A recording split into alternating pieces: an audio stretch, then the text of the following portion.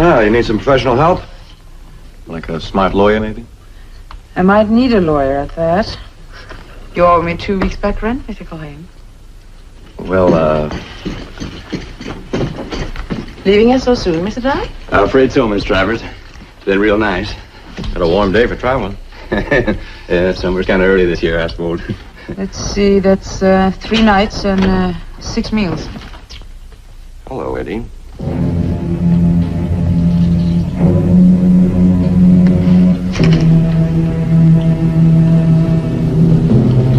Brand. That's right.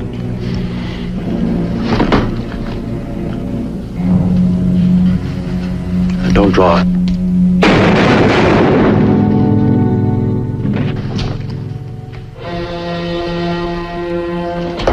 What's going on? Man tried to kill me.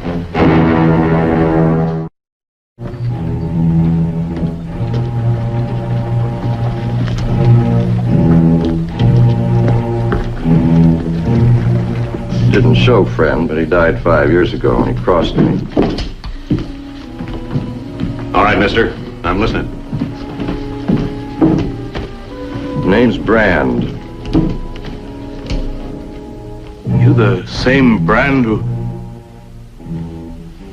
It isn't polite to point. Especially with a razor. I'm sorry. I didn't mean anything. I forgot my coat. All right, Brand. What happened? Man tried to kill me. Went for his gun. I beat him. He tried to kill you without firing a shot. He always was a mite slow. Most of them have been, haven't they? You aren't wearing a gun, and I don't see a badge anyplace. Is he running for something? All right, Culhane.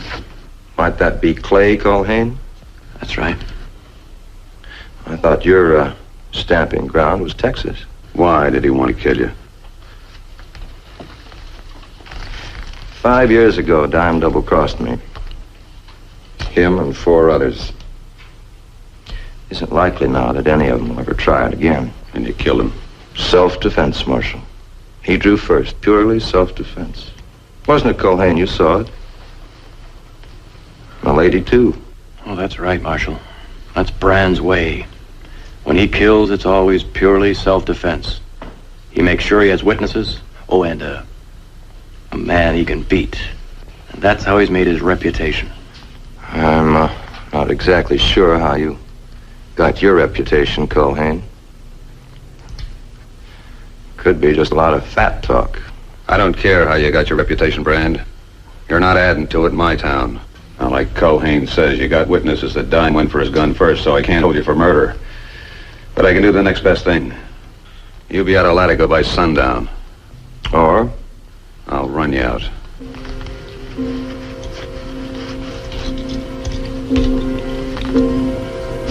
$3.20.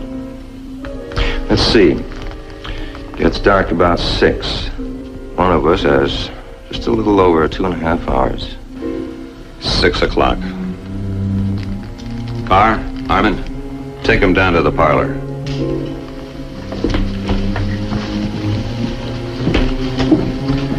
Marshal takes his badge mighty serious.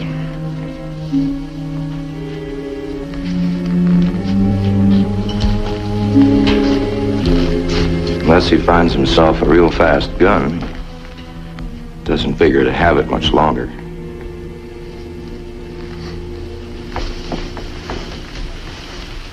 Who is Brand? Well, I'm surprised you never heard of him. He was sure death to Eddie Dime, and at least a dozen others I know of. Went to trial twice, got off both times. Self-defense. Nice little town you got here. No, livery stable? Oh, yes, sir. Into the street. I'm the hostler. All right, hostler. Suppose you take my horse there and show him your stable. Animal's had a long trip. Yes, sir. Oh, that'll be 4 bits. I'll be around.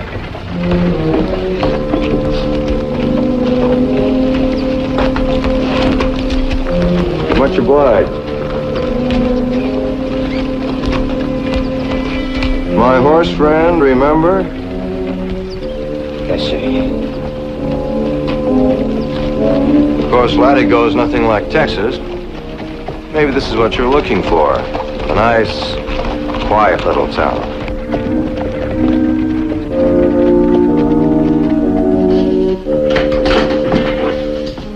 Well, you're not getting jumpy, are you, Scott? You didn't come in here to say that. Oh, no. You said it all. Sundown. Don't you know giving an order like that was a one sure way of keeping Brand in town? What would you have done? Do you know what he is? I know. He's a man that kills just to keep his reputation alive. I said I know. I have seen him draw. And I've got a chance in 1,000, but you have. Is that it? I'm not saying that. Well, I am. Brand is my problem. I'll settle it and him in my own way.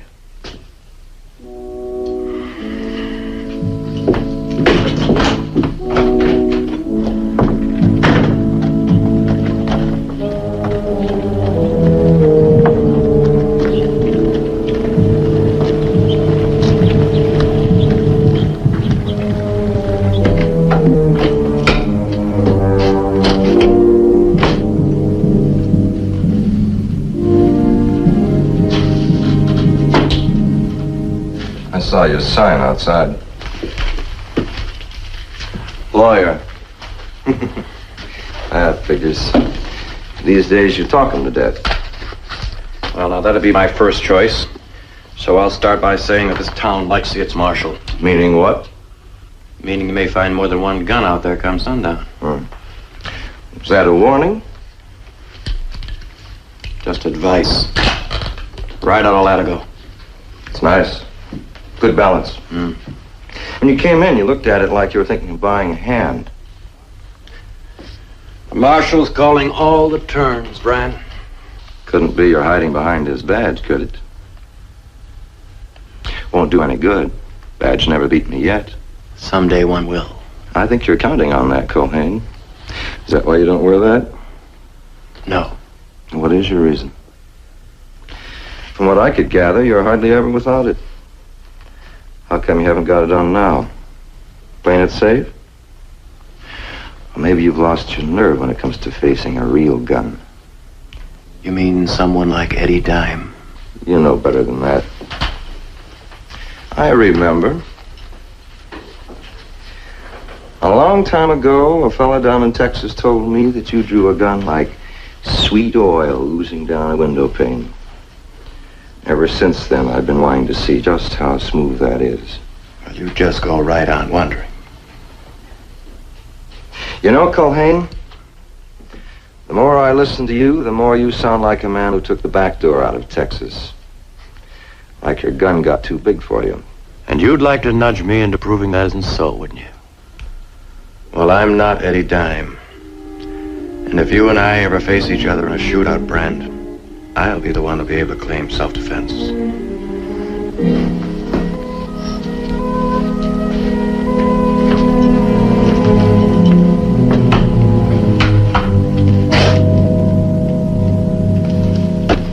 I say it's a disgrace. A man like that should be locked up. You like to try it? The marshal did all he could. And then some. I wouldn't stand in his boots for the whole territory of New Mexico. Why, that Brand got off 3 shots before Dime could find his trigger. I still say that... You still say what? Well, He was just trying to buy a round of drinks, Mr. Brand. Mighty neighborly. Rye.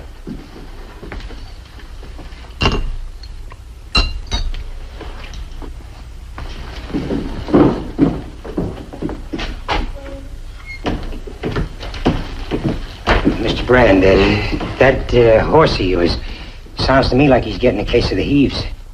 Was that so? Yes, sir. I thought you ought to know. Got a vet in town? No, sir. Do you think there's anything you can do for him? Well, I don't know. Depends how bad he gets. Well, I'll tell you what. If he gets to strangling real bad, you better take him out and shoot him. I hate to see a critter suffer. Seems to me I owe you 4 bits. Thank you, sir. Buy him a drink. Oh, no thanks, Mr. Brand. I gave up drinking a couple of months back. Is that so? Why? I was a drunk. Is that a fact? Then after 2 months, you must be thirsty. Pour the man a drink. But, Mr. Brand... Your ears bothering you? Thank you, Mr. Brand, but I'd better pass. Well, it's not like you're going to get drunk. On one friendly little drink? Go ahead. Man ought to be able to prove to himself he can take it or leave it.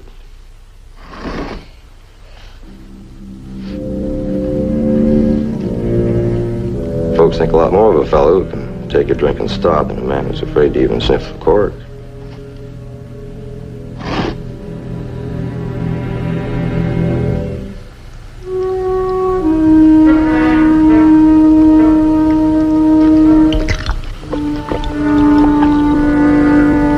I'll have one with you.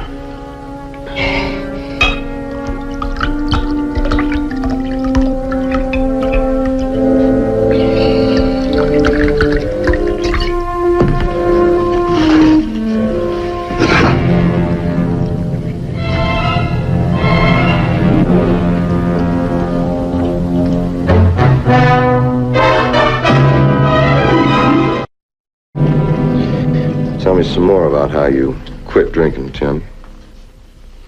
Well, sir, I was the typesetter down at the newspaper, but it closed down. And then I did jobs for a spell.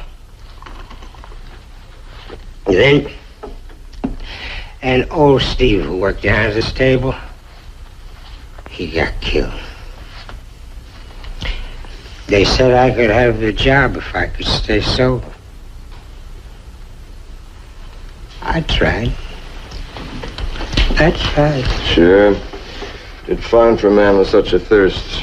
He's had enough, Mr. Brand. He's still standing, isn't he? Another bottle?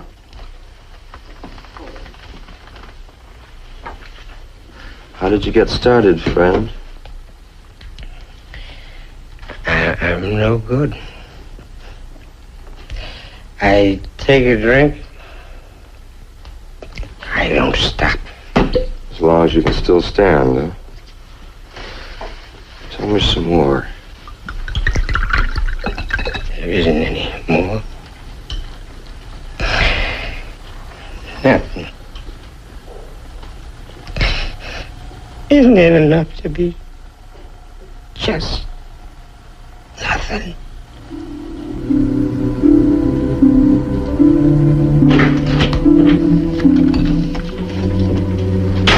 You still planning on running him out?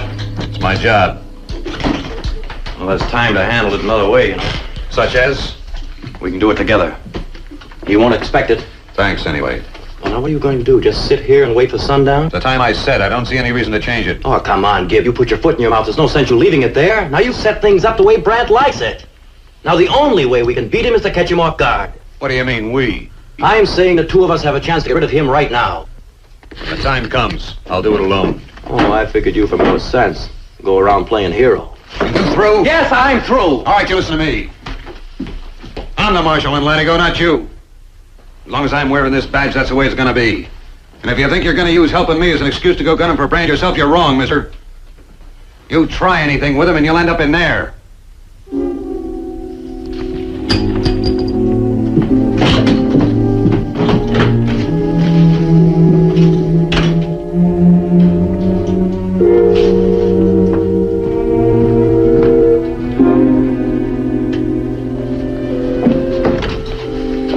Well, what is it, Ma?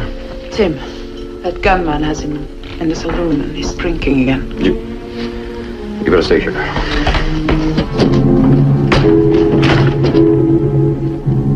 Oh, that's a good name. Mary. What was she like? Pretty? Blue eyes.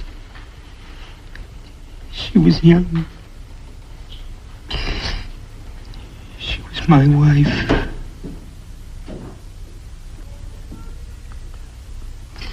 We had a homestead back in Kansas. One night there was a fire.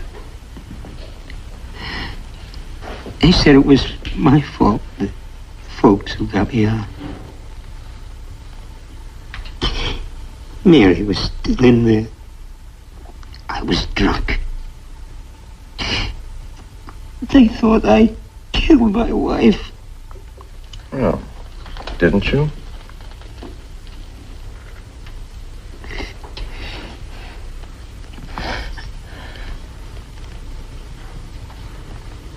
Yeah. I must have kicked over the lamp. She was asleep. Never woke up. Never. Yeah. So drink, friend. You need it. No, he doesn't. Oh, Culhane. Always having to take care of somebody, aren't you? First the marshal, now a drunk. But you're next. I'll be waiting. Was it bad? Bad enough. What are you going to do? Clay, It's not my choosing, Nora. isn't it? You always say you want to live by the law, I still feel that way. but you're going out to try to kill Brand. Oh, now, Nora, what is this? You come to me because you're worried about what Brand's doing. When I tell you I'm going to do something about it, you say that I'm in the wrong. Why don't you let Gib handle it? Because he can't, Nora. You don't know that he I've can't. seen Gib draw. This afternoon I saw Brand. Gib hasn't a prayer. Clay, I saw you with Brand in the lobby. The way you were. So different. Perhaps it's the way you used to be. Perhaps it's the way you still want to be. Clay, look at me. You say you're going after this man for what he has done or what he might do. You sure it isn't partly because you know his reputation with a gun and you want to prove that you're better?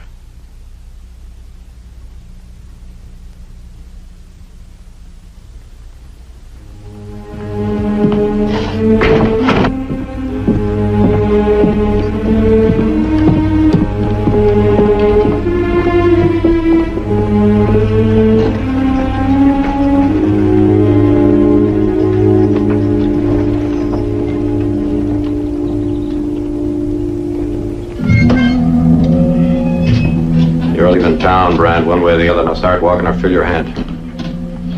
I had a notion you wouldn't disappoint me. Man with your reputation had to have a backbone somewhere.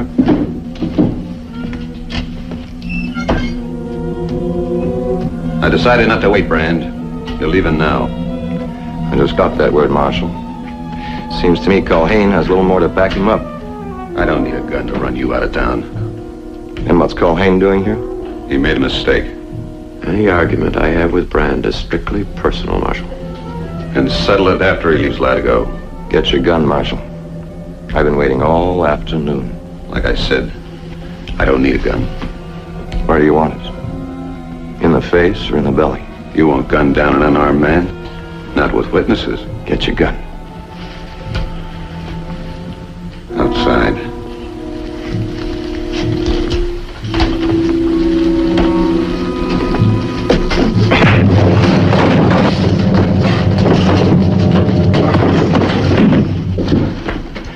Had me going there for a minute, friend.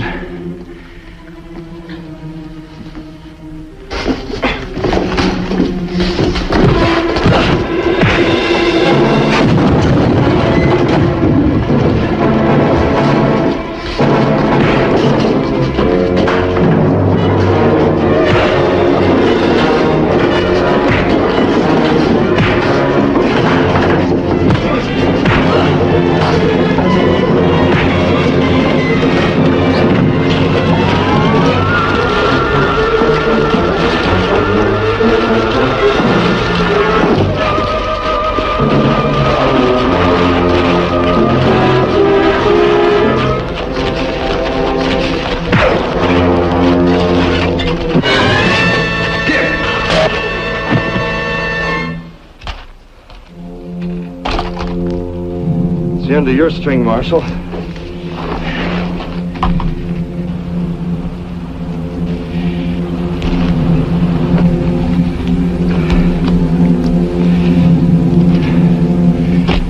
Marshal wants this back, he'll have to put on his gun and try for it.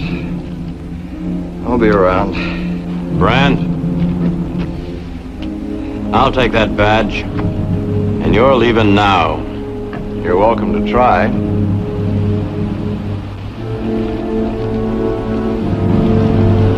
Go for it, Culhane.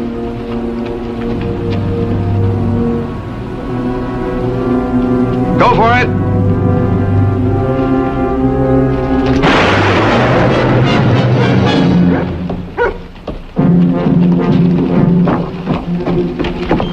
Laura, Penny!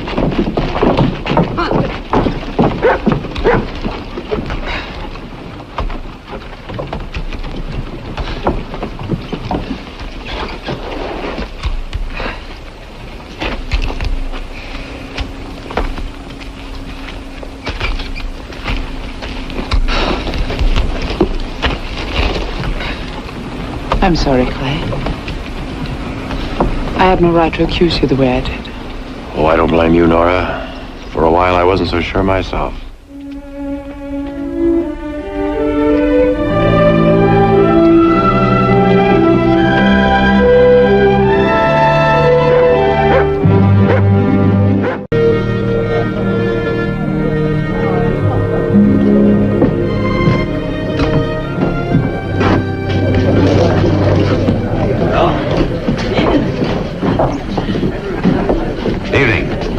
I'll take care of this, Joe. Usual, Mr. Culhane?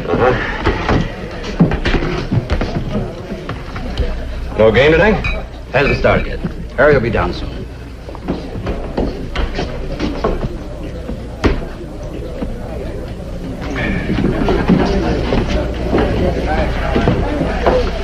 Clay, Hello, Julie. where have you been? Oh, I had to go up to Santa Fe for a few days. A few days. You haven't been to see us for 2 weeks. Are the girls prettier over at the Fallen Angel? Well, now, Julie, you know in all of Latigo there is no one as pretty as you. What about Mrs. Travers? No one prettier than her either. I've missed you. I guess Harry's missed me, too. Hard to find a poker player as bad as I am. Harry. You having trouble with him again? I'd quit tonight if I could get what he owes me. But he hasn't paid me in 2 months. He knows if he pays me, I'll be walking right out the door. How much you got coming? About $200. Well, you could sue him, you know. Could I? Could I make him pay me? Well, you'd have to prove there was some sort of an agreement. I don't suppose you have anything in writing. No. Even so, you might be able to make a case out of it. Would you handle it, Clay? Sure. I'll tell you what. You come over to my office tomorrow morning and give me all the information. No, I don't want to wait till morning. Let's do it now. All right.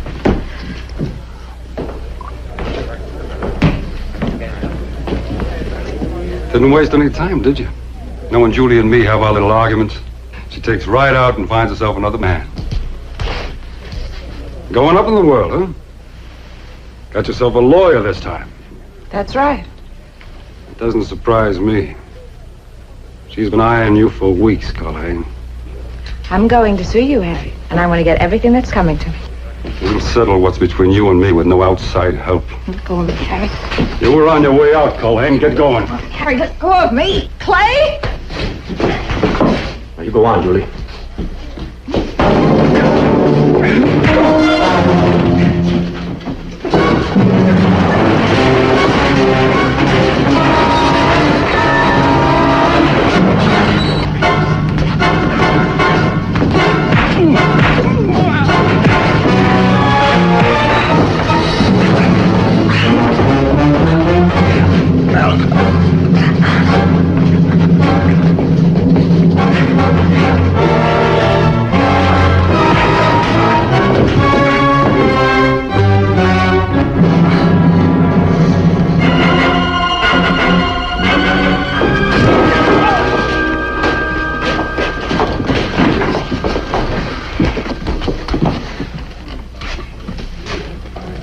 Can't you keep out of trouble, Culhane? Me and Briggs here are having a little exercise, and he went for that gambler's friend. He was meddling in a private fight. Mr. Reynolds is my client. That give her the right to do her whittling on Briggs? I'll keep both of these.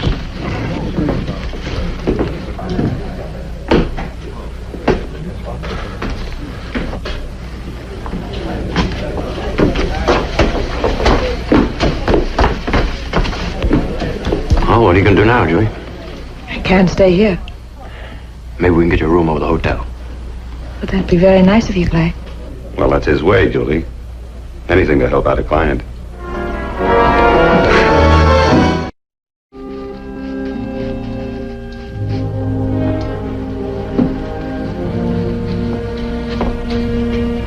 Hello. I slept terribly late, didn't I? Will you want something to eat now? No, thank you. Mr. Cohen was inquiring about you. Oh, I'm just on my way over now to thank him for giving me his room last night. He's so thoughtful. You'll be happy to know there's a vacancy this morning, so you can have your own room if you're planning to stay. Something I could rent permanently. It's $6 a week. In advance. Well, that's usual. Well, I'll let you know later whether or not I'll be needing it. Thank you.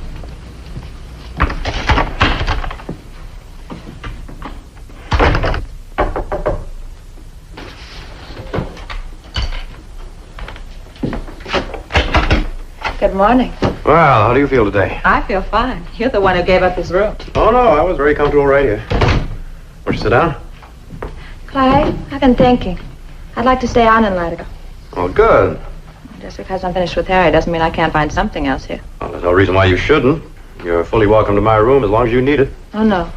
I want to pay my own way. And I would if we could just get what Harry owes me. Well, that may take a little time. I know. But maybe there's a way to make him pay without going to court. Well, now, that sounds as though you've changed your mind about needing a lawyer. Oh, no. I still want you, Clay.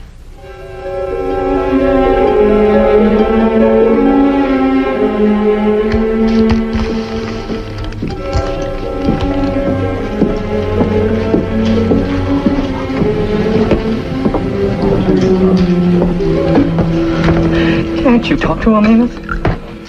You know Harry don't pay no attention to anything I say. Part of this place is yours. Yes, you know which part, Bill. Tray full on aces. Well, I'm sorry Harry fired you. You know, if it was up to me, you could stay around here as long as you wanted. Well, look, you got till the end of the week. Maybe Harry will change his mind by then. Keep you on. No chance. He's bringing in 2 painted cats from Albuquerque. Young ones. Have another drink. No thanks. When a man has a winning streak like yours, Harry, it makes me wonder whether he hasn't got more than just luck on his side. Anyone but you said that with, I'd be upset. But since you've lost nearly $900, well, I guess you're entitled. Well, well. And what do we have here? I want to talk to you. I thought your lawyer did your talking from now on. Well, I decided you and I should settle it. I have a big game tonight. And I'm not about to let him quit now. Well, I think you better give me 5 minutes of your time, Harry, or I might say some things that you wouldn't want your friends to hear. All right. I'll be right back. See that you are. Drinks are on me, boys. Joe, another round.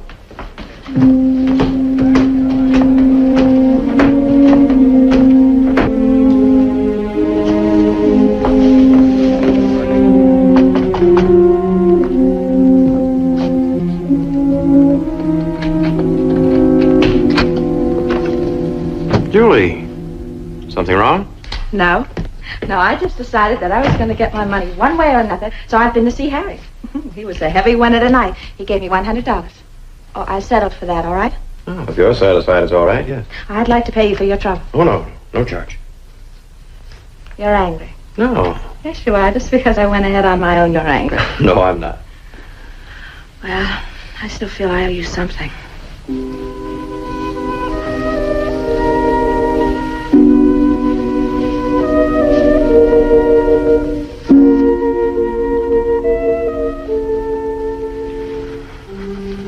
How do you know where I want to stay a night ago? Julie.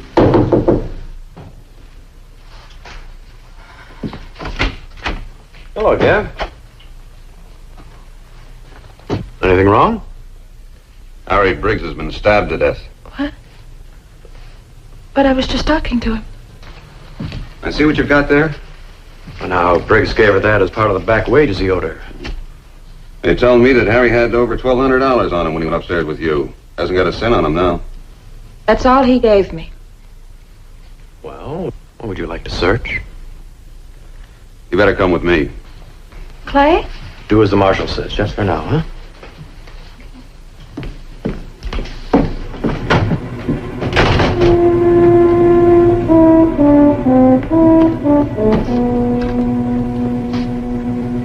Belonged to Briggs, but he didn't usually carry it.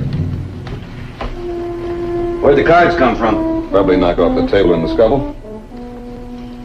They're marked. Doesn't surprise me. I always figured Briggs ran a crooked game. Who found him? Bell Bronson. He's waiting downstairs. All right, Bell. How did you happen to find Harry? Well, I wanted to talk to him, and I was up in my room. I knew Julie was with him, so I waited till I thought she'd gone. You didn't see her leave? No. I went into the hall. I saw Harry's door was open. I looked in. He was dead. Julie came down these stairs, went out through the saloon, huh? That's right. How long was it after she left that Bell found Harry? I can't be sure. About 10 minutes. And you say that Harry had about $1,200 on when he left the game? At least that. 900 of it was mine. What were you doing, Whit, while you're waiting for Briggs to come back to that game? Played a few hands, had a drink, went outside for some air. Anyone see you out there? Could have. Is that the only way up to Harry's room? There's a back stairs, opens out into the alley. You trying to say I went up them back stairs and killed Harry? Well, you had a very good reason, Whit. I'm not a sore loser. Suppose you found out he was cheating. Could have made a difference. But I wouldn't have used a knife. That's Julie's way. Well, now, maybe you counted on everyone thinking that, Whit. You're not gonna get me to clear hair! Just because he's courting that calico queen, don't give him the right to put a rope around my neck.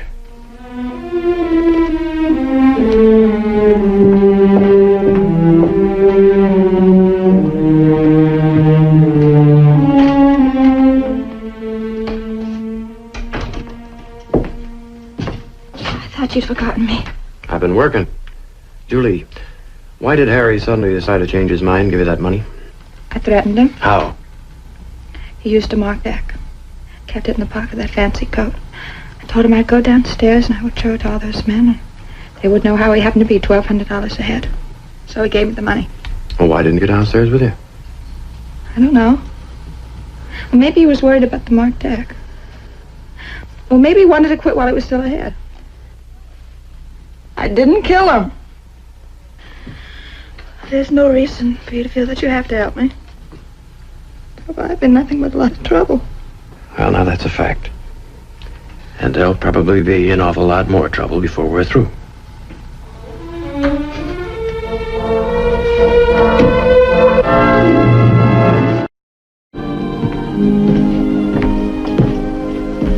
No mail for me, eh? No. But Judge Marshall's asking about you. Well, he's in town early. He rode down with a new prosecutor for the territory. Oh, yes. Name's Talbot, isn't it? Seems to be a very clever man. You may have your work cut out for you. You're always in such a hurry these days. Well, the trial is tomorrow, Nora. How is Miss Reynolds keeping up? Fine. She must have great confidence in you. Well, she didn't kill Briggs, Nora. I suppose you wouldn't be defending her if you didn't believe that. Well, now, you know I wouldn't be. Of course. But she's a very pretty girl, and with all that's been happening, I mean, you and Briggs fighting over her, and... We weren't fighting over her, Nora. Well, anyway, it's easy to understand how some people could get the idea that you and she are more than just lawyer and client. Well, I don't care what some people think, but you should know me better. Julie is a girl who's been accused of something she didn't do. And I'm going to do everything I can to see that she's cleared, and that's all there is to it. You don't have to shout. I am not shouting. And some people should have sense enough to know that all this talk about Julie and me is a lot of leaky mouth tongue oil.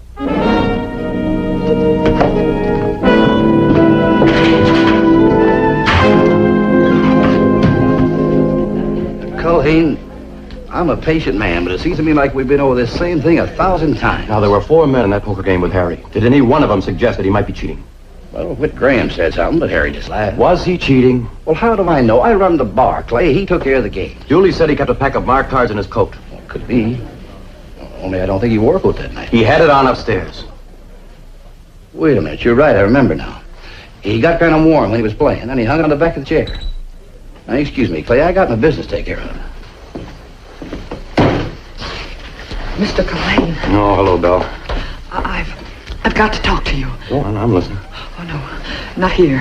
I'll be in your office in 15 minutes.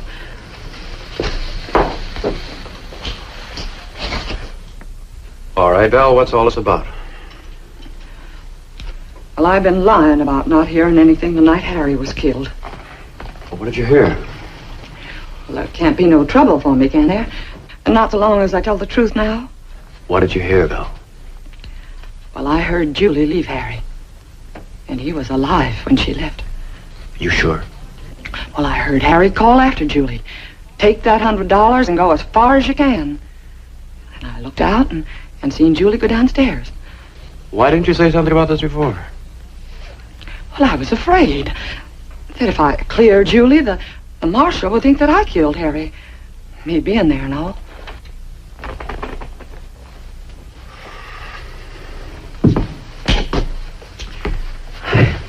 I suppose you want me to tell this at the trial tomorrow. Well, I'll have to bring it out in cross-examination, yes.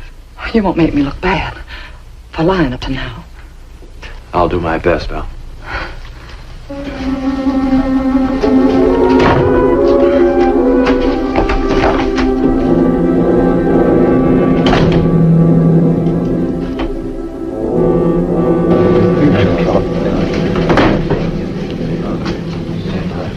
Mr. Pryor, when you and the deceased opened this place as partners, was any special provision made for Julie Reynolds? No. Of course, I knew that she was Harry's... Well, I mean, I knew they had an arrangement. Well, a lot of gamblers have a pretty girl help. I must say, Julie certainly had a way of making even a careful man feel willing to gamble. Is there a backstairs? You know there is. Well, then, if Miss Reynolds had killed Briggs, couldn't she have slipped out that way instead of facing you in the crowd? I guess so. Matter of fact, Mr. Pryor, couldn't anyone who wanted to see Briggs have gone up those same stairs? That's right. Be real easy. Miss Bronson, you went up to your room shortly after the defendant and Harry Briggs went upstairs, huh? Oh, speak up, woman. Your testimony's worthless if it can't be heard. What did you hear while you were upstairs? Miss Bronson? The witness will answer the question. Did you hear anything that was said by Harry Briggs? No, I didn't. I can't do it, Mr. Culhane. I can't lie for you and Julie. No one's asking you to lie. He did. He promised me $500 if I'd swear that I heard Harry's voice after I saw Julie leave. It's not true. Yes.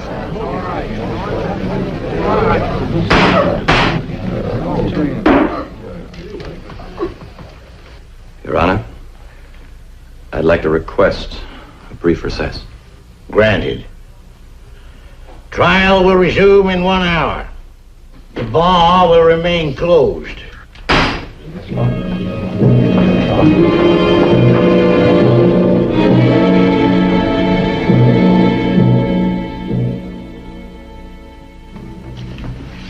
I suppose you think I bribed that woman? No. But why would Belle have come to you with that story? I don't know. Oh, she saw me questioning Amos Pryor. She came up to me and she said she had to talk to me. What were you asking Amos? About the poker game. I was trying to get some possible connection between the marked cards beside the body and the killing. Those cards were in Harry's room? Yeah. They couldn't have been. They were in Harry's coat and he was on his chair downstairs. What are you talking about? He was wearing that coat when he was stabbed. But it was still hanging on his chair at the poker table when I left.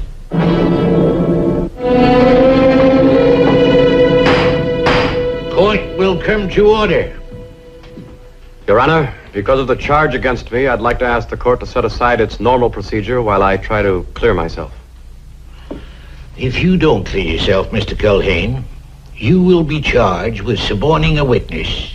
And I personally will see to it you're disbarred for life. Now, you may proceed. Thank you, sir.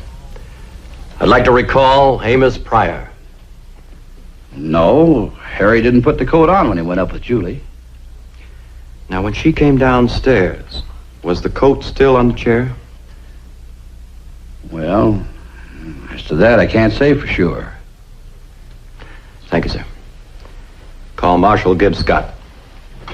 Marshal, was Briggs stabbed through the coat? He was. Well, since he wasn't wearing the coat when he went upstairs with the defendant, do you see how she could have possibly committed this crime? No, not if he wasn't wearing the coat. Thank you, Marshal. I'd like to call Belle Bronson back to the stand, please.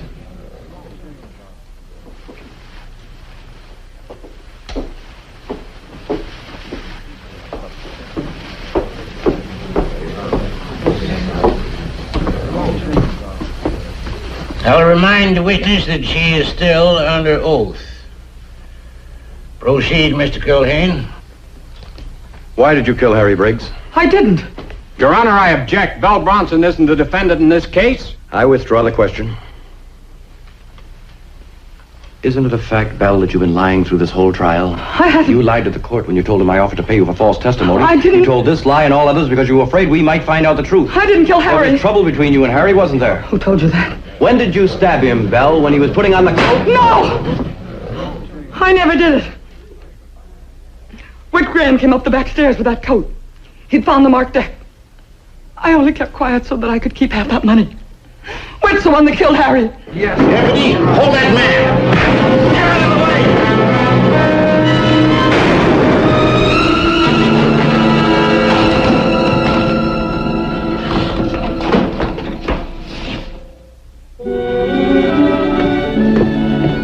Well, the stage is in. Late, as usual. Mrs. Travers, I want to thank you for everything you've done. I didn't do anything. It was Mr. Culhane. Oh, yes, I'm very grateful to him. I'm sure you must be. Stage in. Well, I got to explain to the driver about this. Well, we're all going to miss you around here. I'll miss you. Well, San Francisco's a nice place. So is Latigo. Oh, everything all ready? I don't like public goodbyes.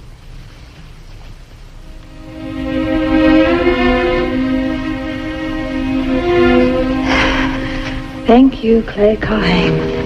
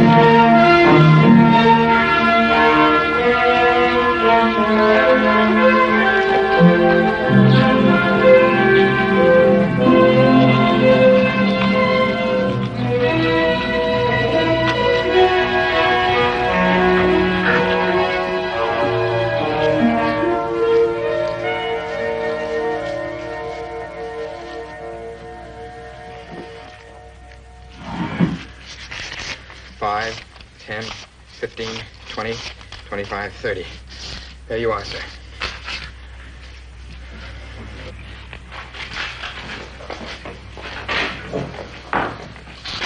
Just about closing time, Frank.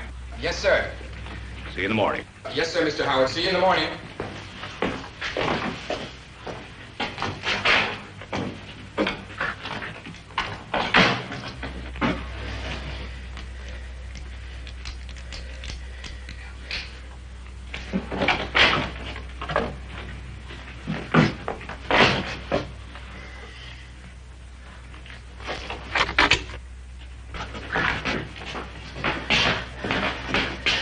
Roy, you're 5 minutes early. Yeah, well, a man with plenty of go-ahead never has to watch the clock, I always say. Roy, you may as well know I'm getting cold feet. Don't worry, they'll thaw out. You got the money? No. I changed my mind. Well, I haven't changed my mind.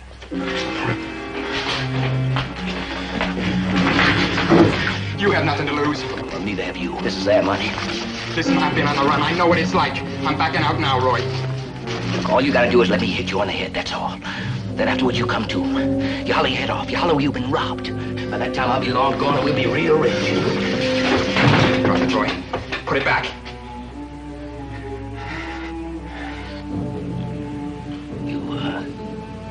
You meet me in St. Joe.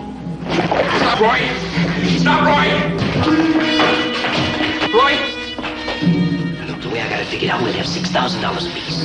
You take one step outside of that door and I'm gonna have to shoot. Nobody'll even know you're in on this. You'll be lily white innocent. Hey, just take it easy, boy.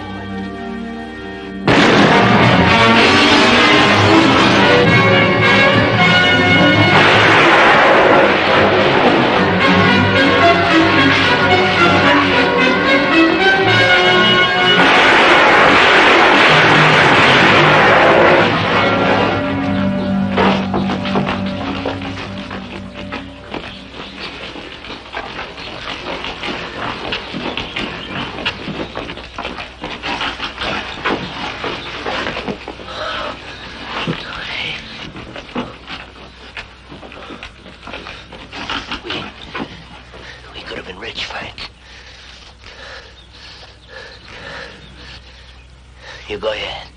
You tell a marshal how stealing money turns your stomach at the last minute.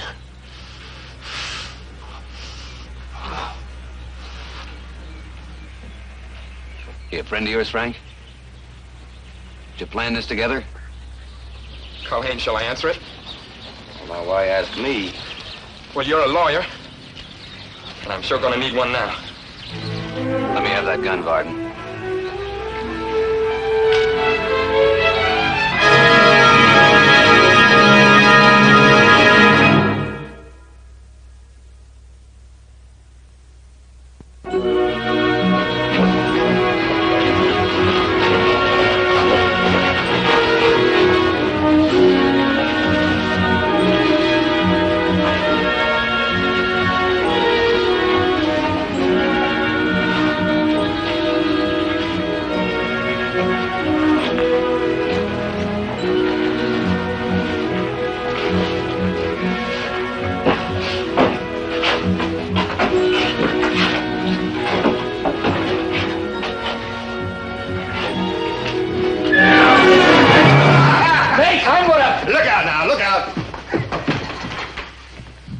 May I help you, gentlemen? You talking to us, ma'am? Yeah, got eyes like big blue saucers filled with honey. Wouldn't you say, Walt? I ain't got past that pretty gold hair yet. You got a room for 1 man and 2 hogs, ma'am. Room 8 is the only vacancy. That's $1 a day. That'll do us fine. Red lips, like wild strawberries waiting to be picked. Only nobody comes by and pick them, and they just curl up and die. Go to waste. Ain't the flirty kind, leave her be, I said. She is kind of pretty, though, ain't she? Any place around here where a man could get a drink? The saloon is being used as a courtroom today. Oh, somebody on trial? No, it's only a hearing. Whose? You wouldn't know him. The bank cashier. He get catch taking home samples? It's the key to your room. Boone? Let's go see if they hang that banker. Sooner they do, the quicker we get a drink. Wild strawberries can sure get their thorns up sometimes.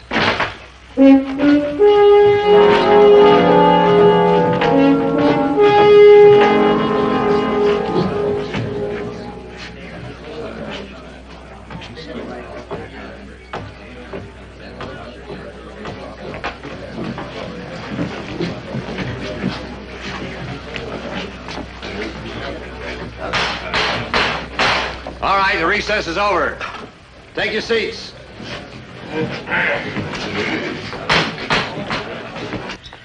We'll now resume the hearing. You ready, Marshal? Yes, Your Honor. How about you, Mr. Culhane? Yes, Your Honor, I'm ready.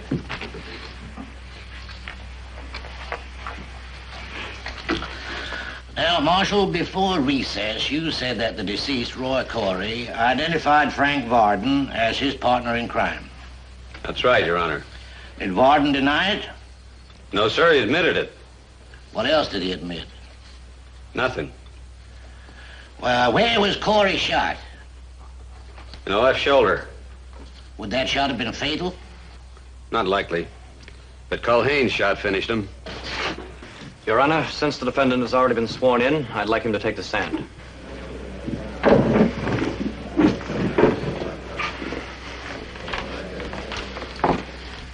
Now, Mr. Varden, whose idea was it to stage that fake holdup, yours or Corey's?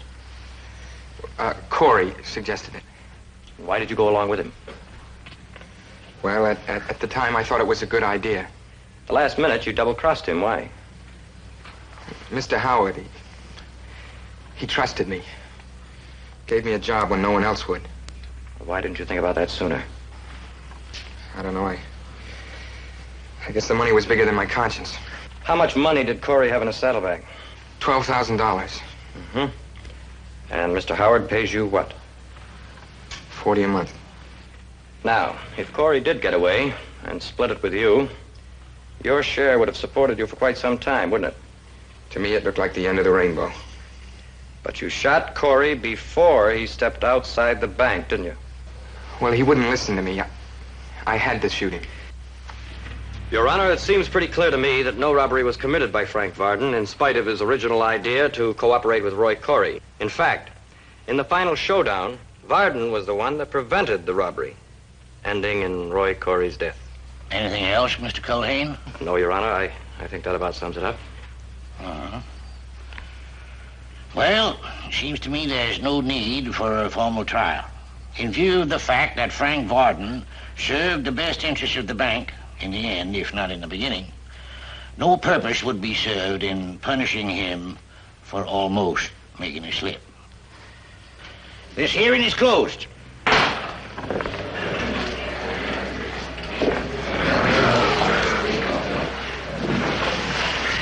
I've got no proper way of thanking you, Culhane, but I'm mighty grateful.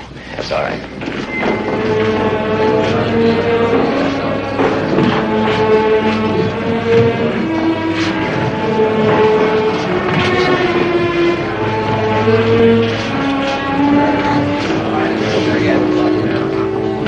Culhane?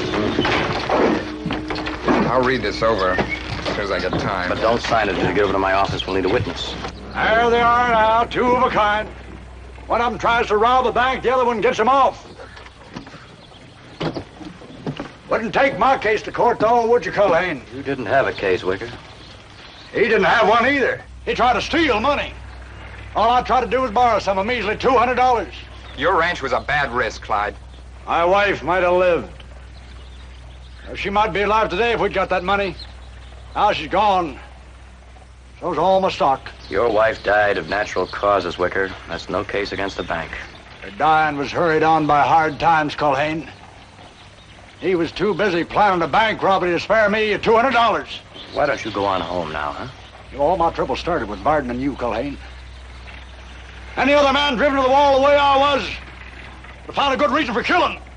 Maybe you've already said that. I have it all down in writing. Let me see that. I didn't write that note. Well, you might have trouble proving you didn't. Culhane, I ain't the killing kind. Well, we'll just let the marshal decide that. You ain't bringing more trouble on me, Culhane. I've had about all men. She'll arrest me just on suspicion. Let go of me. I ain't gonna go to jail.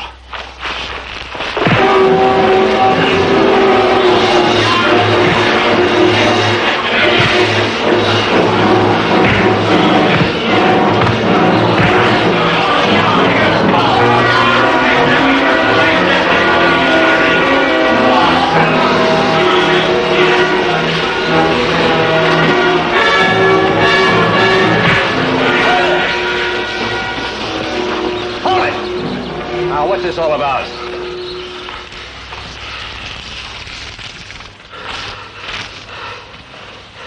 Wicker, did you write this? I didn't write that note. If I thought it, I wouldn't be foolish enough to put it on paper. Culhane, you should have come to me with this. You have a hard time proving he wrote it with that letter in anyway. Gonna hold me? Not on a wild guess like that.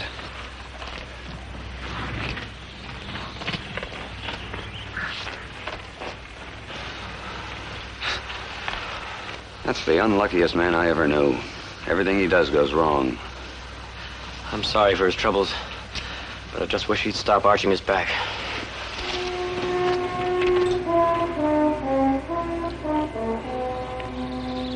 Man like that Wicker might get himself blamed for almost anything, looks like. Now, how do you figure a thing like that could happen with him? Maybe you ought to buy us a drink and talk about how it might.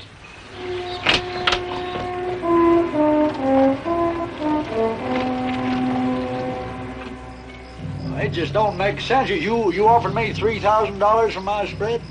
Are you turning it down? Well, no, but I've only got 120 acres here, and my spring's dried up. We know that. You still willing to pay $3,000? Why? Well, you want it or don't you? You fellas may know something about this land that I don't know. That's a chance you're going to have to take, Wicker. House ain't worth too much, so it must be the land you want. What do you say? Is it a deal? Not yet. I believe I just need a little time to think that over. Yeah, I guess we tipped our hand, Walt.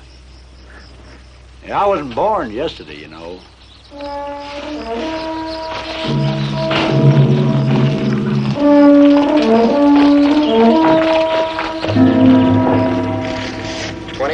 $25, $30, $35, $45. There you are, sir.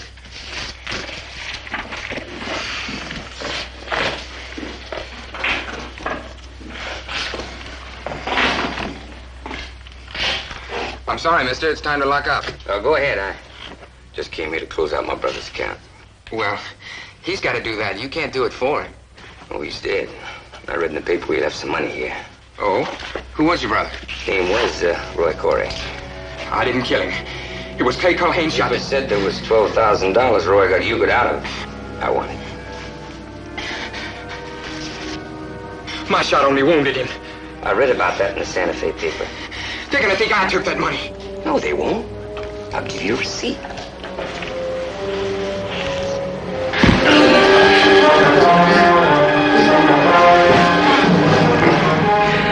You leave room for Culhane.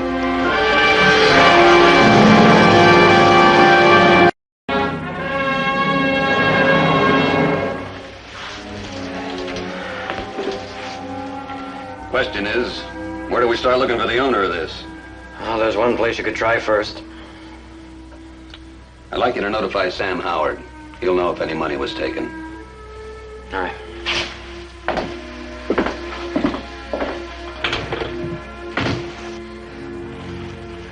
There's $12,000 missing.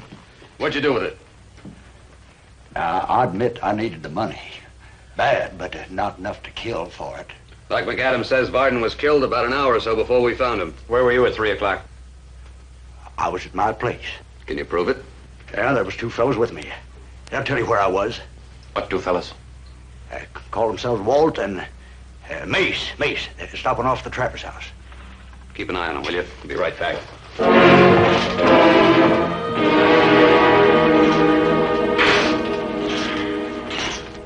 I hate to put holes in your story, Wicker, but we wasn't nowhere near you around 3 o'clock. You must be joking there. You were both with me. Walt, where we been ever since that hearing ended? Out at Three Fork, looking over some cattle. That's right. All three of us. You're lying. You wasn't even with them two. It was just them two and me at my place. They offered me $3,000 for it.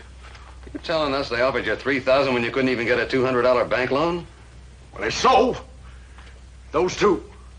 Marshal, all three of us was together. Boys, was I with you or not? If you wasn't, I ain't got eyes for seeing. We don't even know where your place is, let alone seeing it. They're lying. You make them tell you the truth. You boys better get out of here. We sure are sorry we can't help you, mister.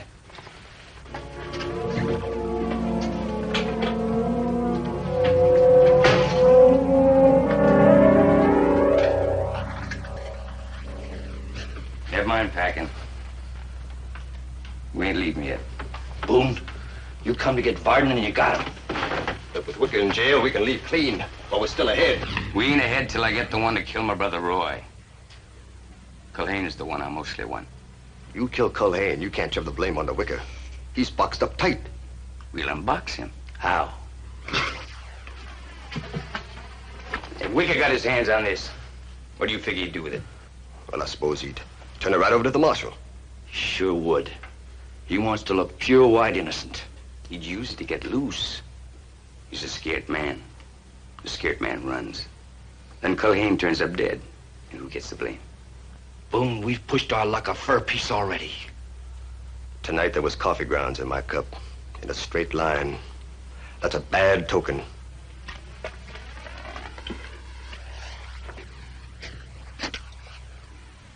There's a new sickle moon. Riding on his back with his horns turned up. That's a stronger token than coffee grounds in a straight line. Token or not, I'm for riding out while we still got our whole skins. Me too, Boone. I'm with Walt. Wait a minute.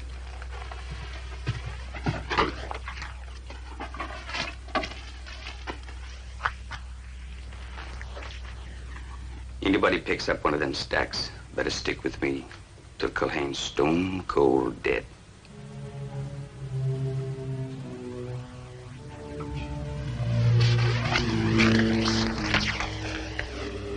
Strongest token I ever believed in.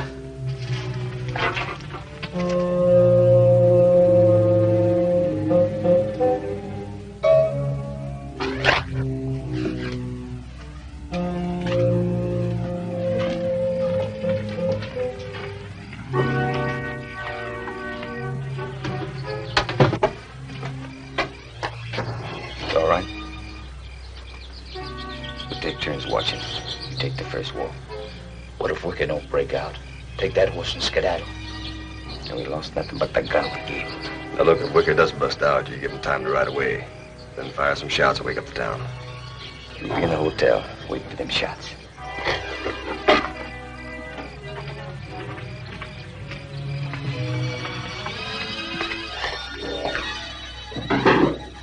Marshal?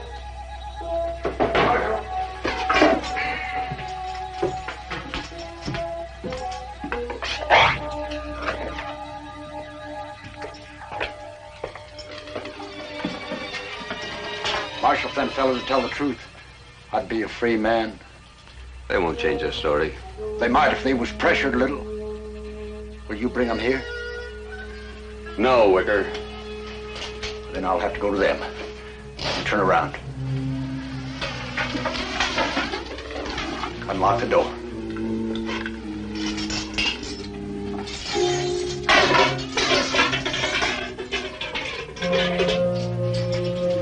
Give me the keys. Every move you make is wrong. Come on, hit me over the head. Make me look good. I'll need a witness when they change their story. You going with me. Move.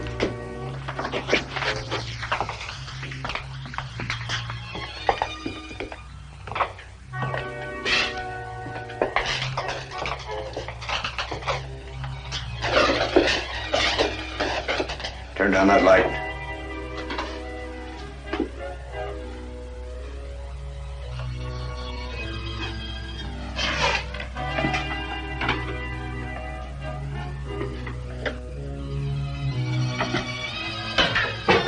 One of them's out there. Walt, how you call him over here?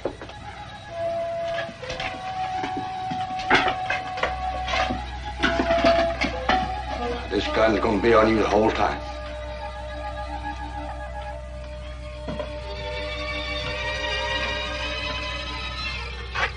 What do you want, Marshal? Walt, come here.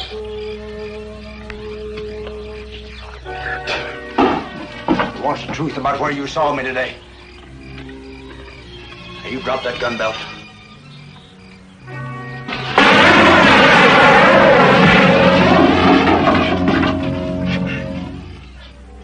Two shots. Walt's waking up the town.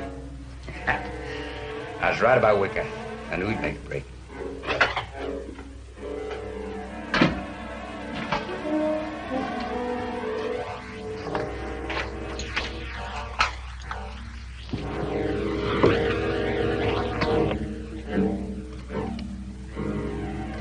Culhane?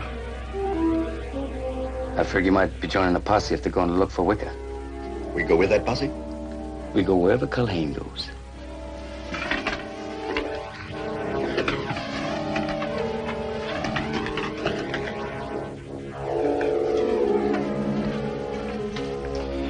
$4,000. Part of the money taken from Varden.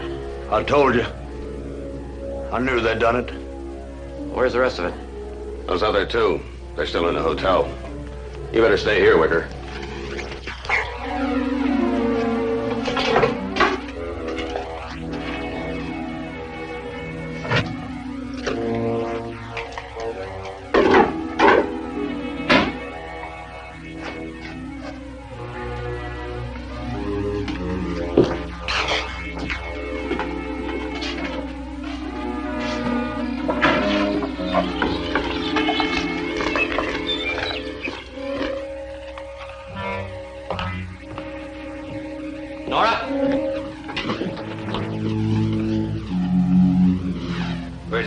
Heard shooting. There's trouble? Your pal's dead. What happened? He got in an argument with Wicker. Wicker? Yep. We carried him into the office. We found $4,000 on him. You wouldn't happen to know where the other $8,000 is, would you? Don't try it. Nora, get back!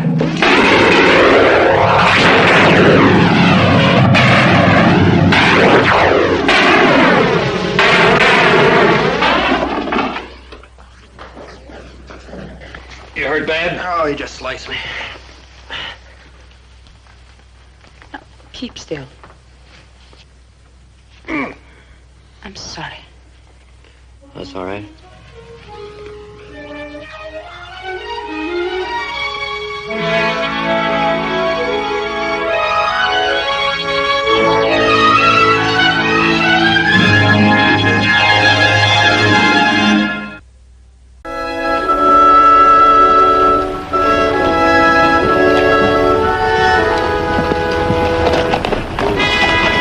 Lieutenant, station a sentry at each of the approaches to the town. Yes, Major. Kester and Lynch! Lynch, you stay here. Kester, you guard that end of town. Don't worry, man. You'll get something to eat.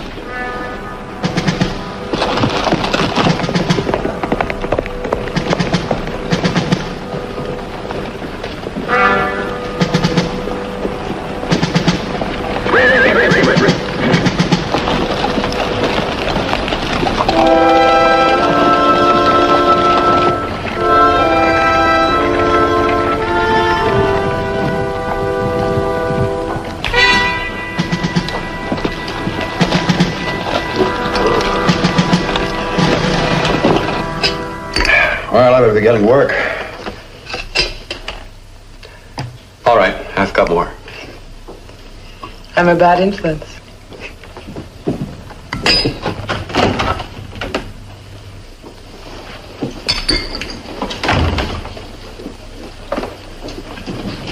We'd like to see the manager, ma'am. Yes, I'm Mrs. Travers. Oh, Lieutenant Herndon. Major Pryor. pleasure, ma'am. You have a peace officer in Latigo? Yes, Deputy U.S. Marshal, Gibb Scott. Where can we find him? Well, his office is right across the street. Locate the marshal and ask him to come here. Mrs. Travers, this town is under martial law. You'll use your hotel as our headquarters. What's happened? That'll be explained when your peace officer gets here.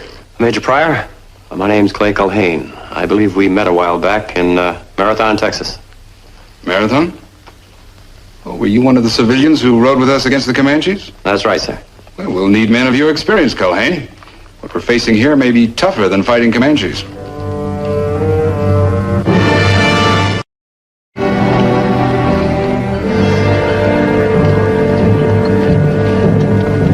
Marshal, you know this town. You know the people in it you can trust? Depends on the kind of trouble we're up against, Major. Latigo is going to be attacked by a group of Army deserters. The freebooters. I've read about them. They struck Sapelo 2 days ago. We think they're headed for the Mexican border. That puts us square in the middle. How many in the group? At least 15. Well, what do we do, Major? Well, normally, when a soldier says martial law to civilians, their hackles rise. Make your people understand that we're here to protect them. I'll try. And if you don't mind, would you make me out a list of all the men you feel you can count on to fight when the freebooters strike? You give me a hand? Mm-hmm. Oh, Marshal, you might make me out a list of all available guns and ammunition as well.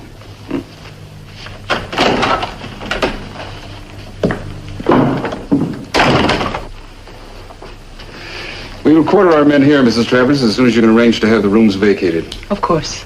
If you don't mind, we'd like to inspect the second floor, please. Certainly, Major.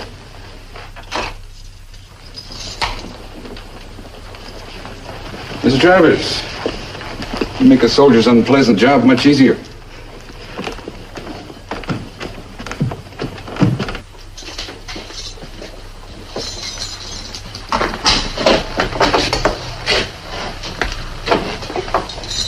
These windows will give us a good vantage point. I'll take this room.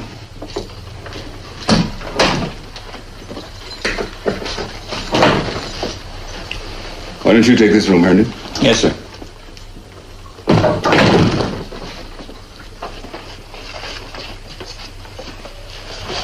This is my father's room.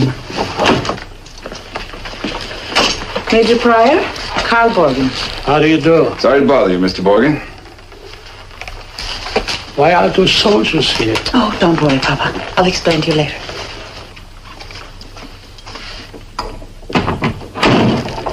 My father is paralyzed from the waist down. Oh, I'm sorry. Well, we needn't disturb him. Thank you. After we've seen the rest of this floor, I'd be obliged if you'd arrange to have my men fed. Certainly, Major.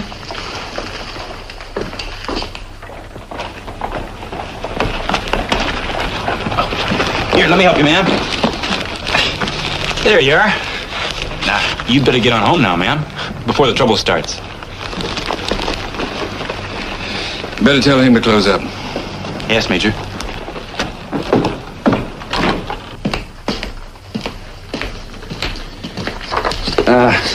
All stores got to be closed, mister. Ben Weiler. I didn't recognize the name.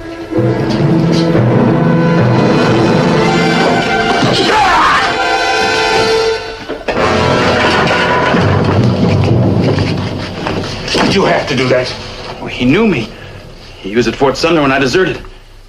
I had to do it, Major.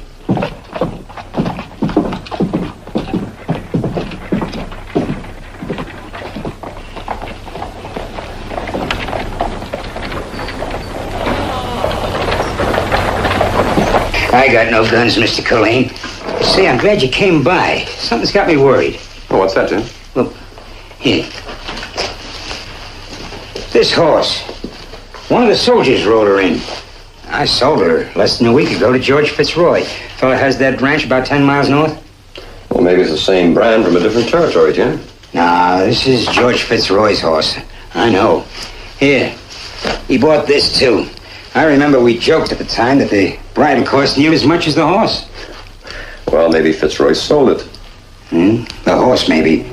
But never the bridle. He was too proud of his bridle. Well, I'll see what I can find out. Tim, I wouldn't say anything about this to anyone else, huh? All right.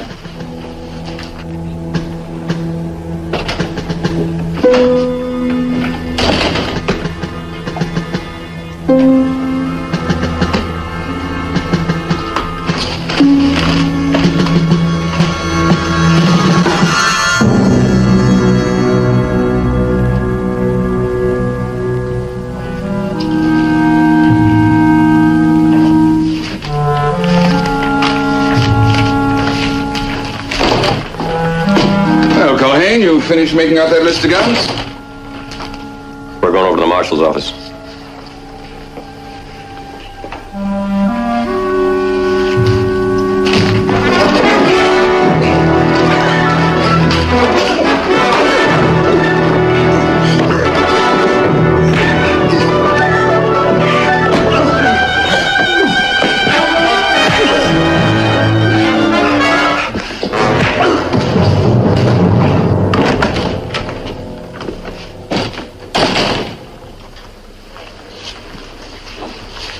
He was on to us? Yeah. Get that list of guns. What are we going to do with them? Put them in the back room. You help mark it.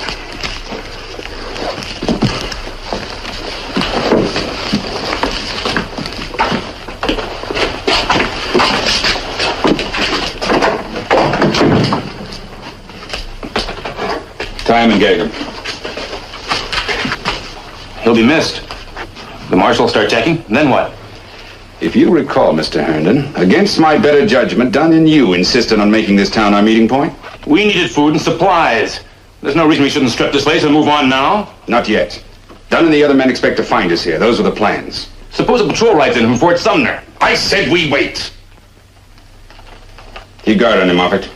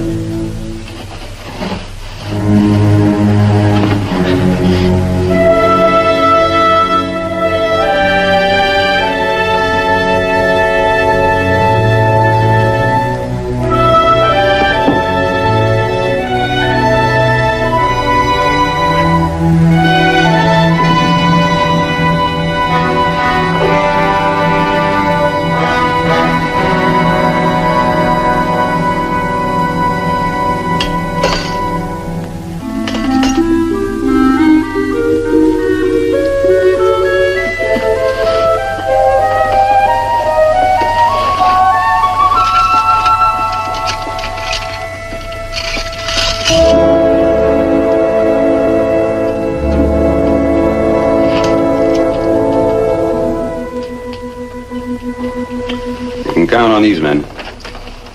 These are all the guns in town? No, Culhane's checking too. Hasn't he come back yet? No. I'll see if I can find him.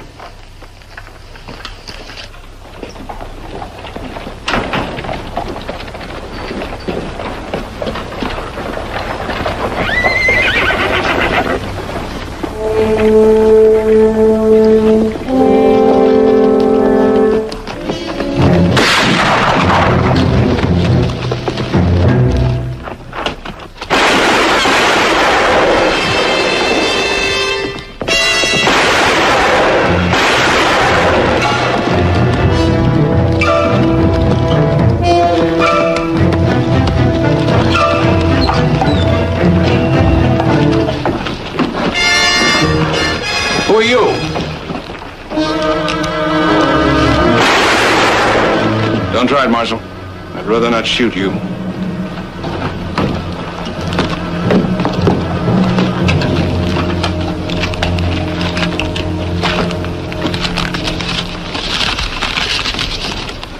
A warning for you, Marshal, from Fort Sumner.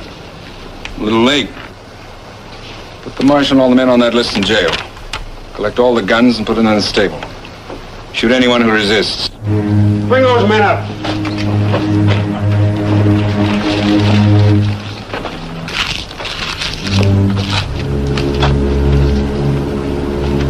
Where is Clay? Off the street, Mrs. Travers.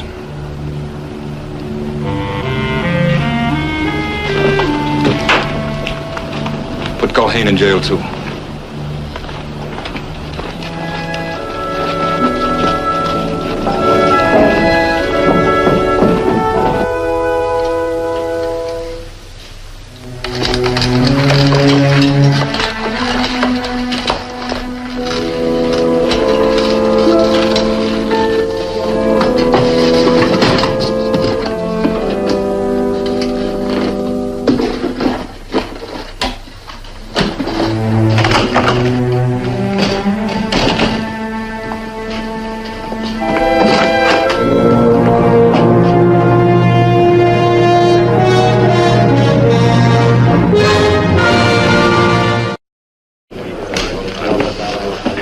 That's all of them, sir.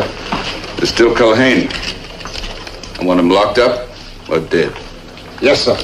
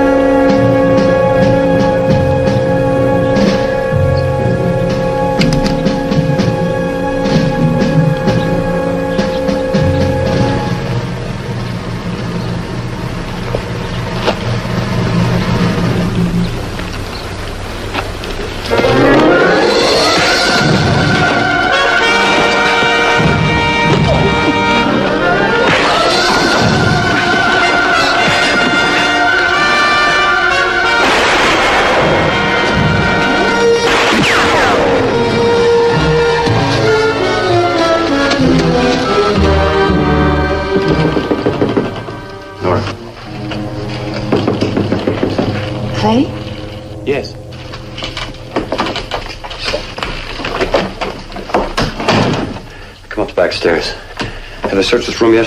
Twice. Well, I'm going to need a place to hide until it gets dark. I don't think they'll search up here again. Maybe I better go down and see what they're doing. No! I don't want you down there with those men. I'll be all right. Nora.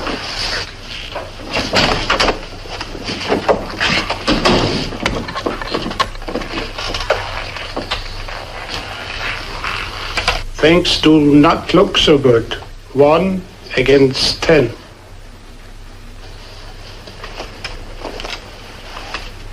You better keep it.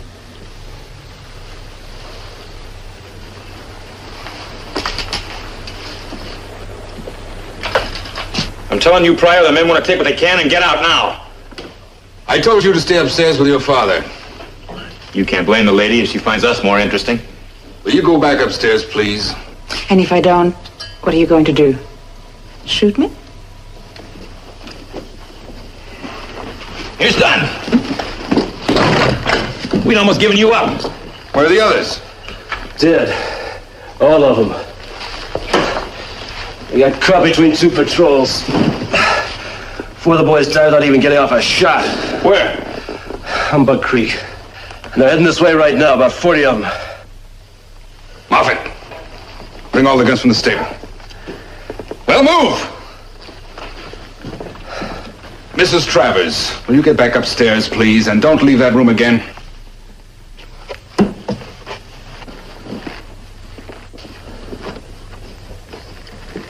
What are you going to do with the guns? Try to make a run for it, they'll kill us all. Behind these walls, we'll at least have a chance. Patrols killed all the men they were expecting, except the one who just rode in. What are they going to do? I don't know. But Pryor sent a man to get all the guns from the stable. Clay? Nora. Now, don't worry. Whatever happens, you promised me to stay in this room. Yes.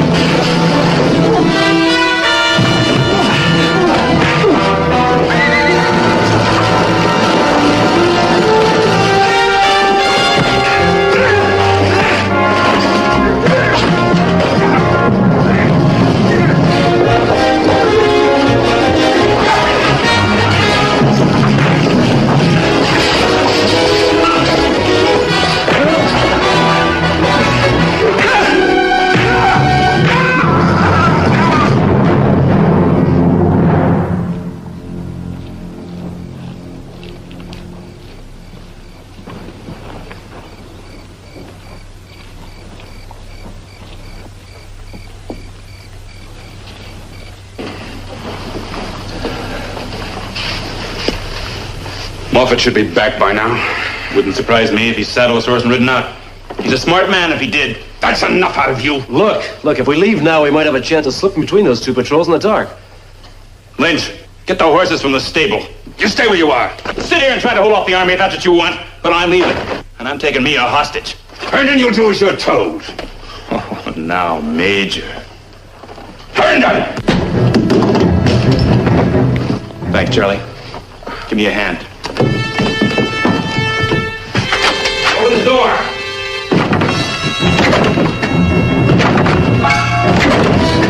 Get out. Sure, but you're coming with me. Don't touch her!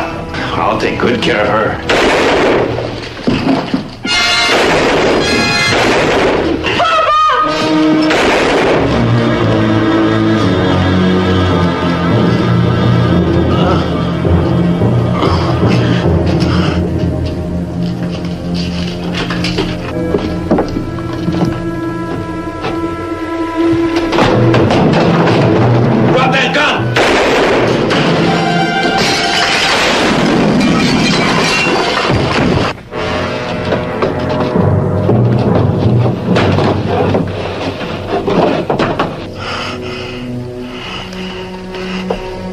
Take the gun.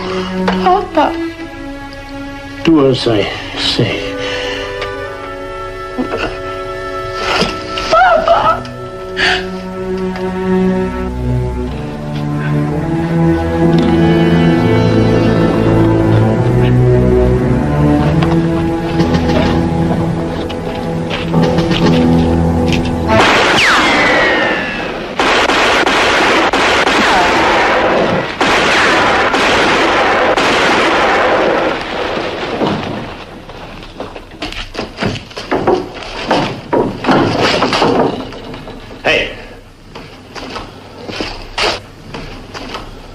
Let's get out of here.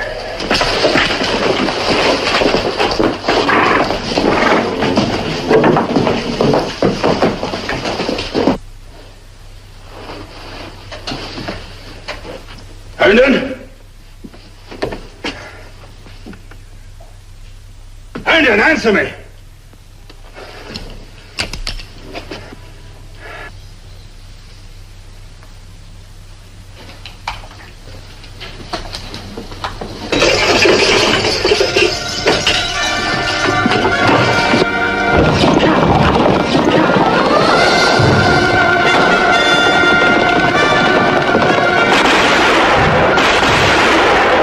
The Army will take care of them. How about the ones in the hotel?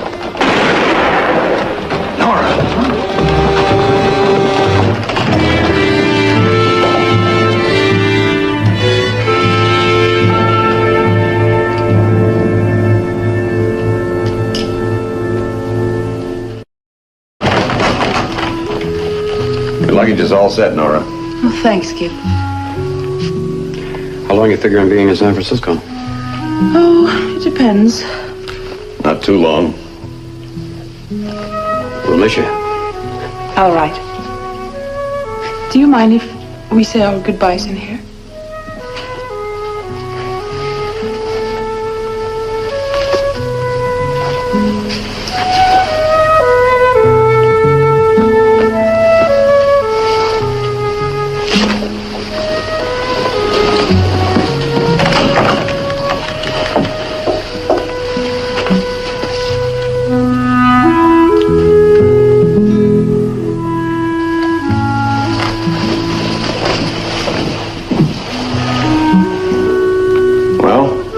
Nothing.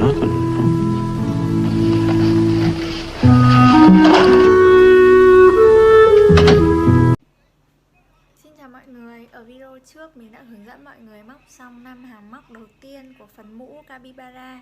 Và đến với video hôm nay thì mình sẽ tiếp tục hướng dẫn mọi người móc lên hàng móc thứ 6 nha.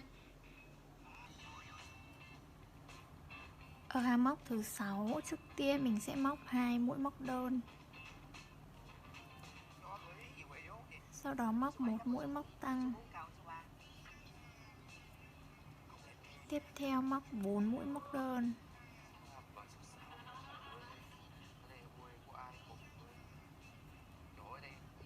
Rồi móc 1 mũi móc tăng. Và ở hàng móc này mình sẽ móc với công thức là 4 đơn 1 tăng nha.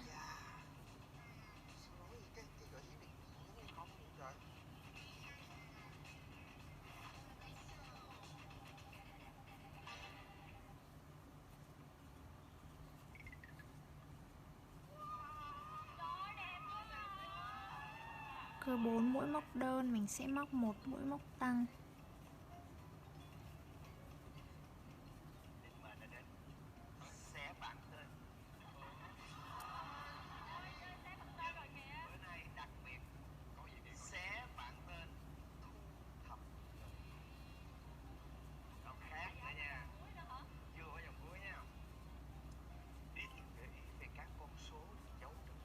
Khi móc xong mũi tăng cuối cùng thì mình còn 2 chân mũi. Mình sẽ móc 2 mũi móc đơn và 2 chân mũi này nha. Và khi móc xong thì mình móc mũi trượt để kết hàng. Tiếp theo lên hàng móc thứ 7. Mình sẽ móc 5 mũi móc đơn trước.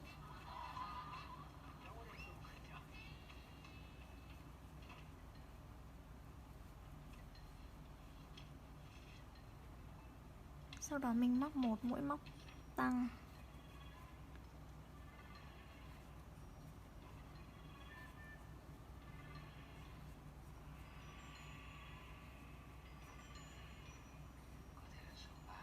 Và ở hàng móc này thì mình sẽ móc với công thức là 5 đơn và 1 tăng nha.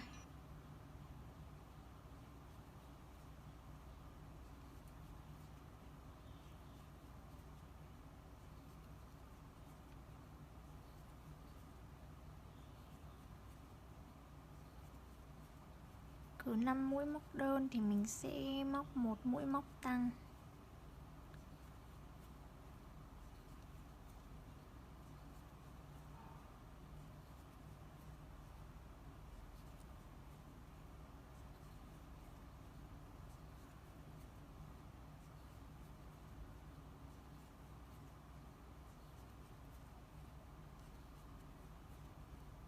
Mình sẽ lặp lại công thức cho đến cuối hàng luôn nha.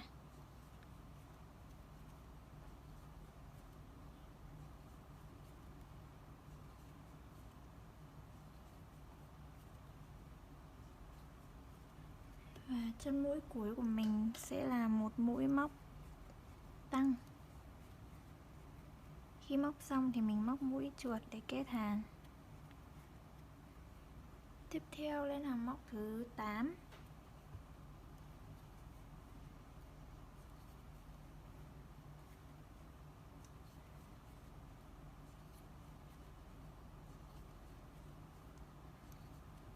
Ở hàng móc thứ 8 mình sẽ móc toàn bộ là mũi móc đơn nha.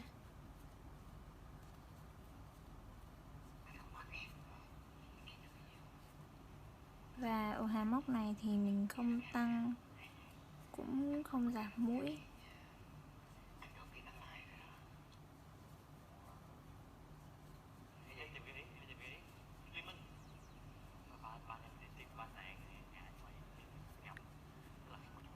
Mỗi chân mũi thì mình sẽ móc một mũi móc đơn cho đến cuối hàng.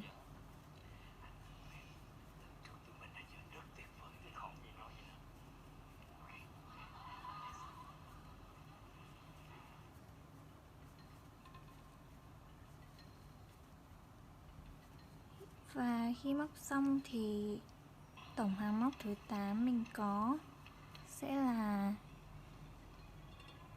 42 mũi móc đơn nha.